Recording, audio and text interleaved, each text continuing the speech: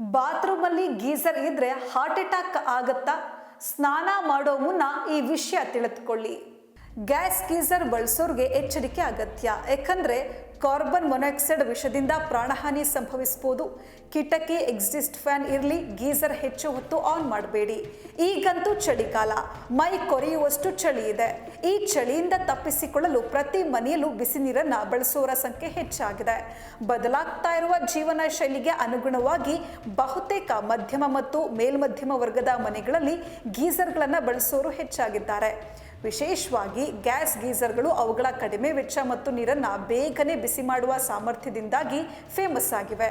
ಆದರೆ ಈ ಸೌಲಭ್ಯದ ಹಿಂದೆ ಮಾರಕ ಅಪಾಯಗಳು ಅಡಗಿವೆ ಎಂಬ ವಿಚಾರವನ್ನ ಅನೇಕ ಮಂದಿ ನಿರ್ಲಕ್ಷ್ಯ ಮಾಡ್ತಾರೆ. ಹಾಗಾದ್ರೆ ಗ್ಯಾಸ್ ಗೀಸರ್ಗಳನ್ನು ಬಳಸುವಾಗ ನಾವು ಮಾಡುವ ಸಣ್ಣ ತಪ್ಪುಗಳು ನಮ್ಮ ಜೀವವನ್ನ ಹೇಗೆ ತೆಗೆದುಕೊಳ್ಳಬಹುದು ಮತ್ತು ಯಾವ ರೀತಿ ಮುನ್ನೆಚ್ಚರಿಕೆಗಳನ್ನು ತೆಗೆದುಕೊಳ್ಬೇಕು ಎಂಬುದರ ಬಗ್ಗೆ ತಿಳಿಯೋಣ ಬನ್ನಿ.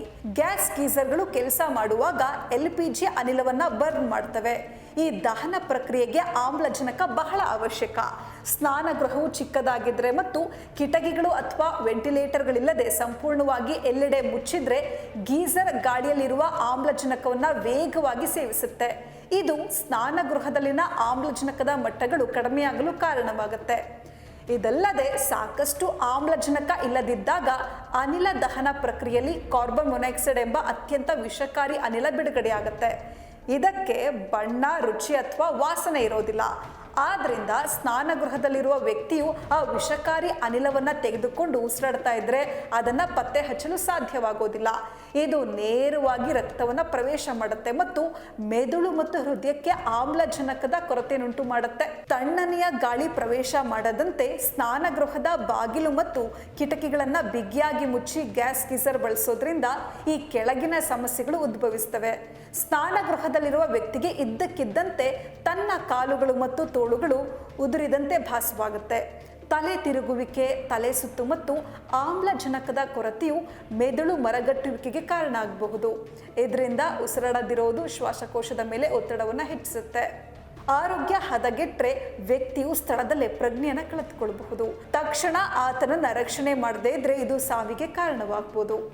ತೆಗೆದುಕೊಳ್ಬೇಕಾದಂಥ ಸುರಕ್ಷತಾ ಮುನ್ನೆಚ್ಚರಿಕಾ ಕ್ರಮಗಳೇನು ಅಂತ ನೋಡೋದಾದ್ರೆ, ಗ್ಯಾಸ್ ಗೀಸರ್ಗಳನ್ನು ಬಳಸೋರು ಈ ಕೆಳಗಿನ ಸೂಚನೆಗಳನ್ನು ಪಾಲಿಸಬೇಕು.